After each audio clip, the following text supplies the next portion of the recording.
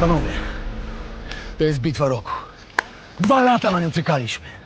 Dobra ekipa. Jeszcze nikt jej nie pokonał. My też możemy przegrać. Żaden wstyd. Wstydem jest nie stanąć do walki. Dlatego pójdziemy tam i pokażemy dziewczynkom, jak biją panowie. Nie mamy nic do stracenia. Nic, kurwa! To my piszemy historię. Inni muszą na nią czekać.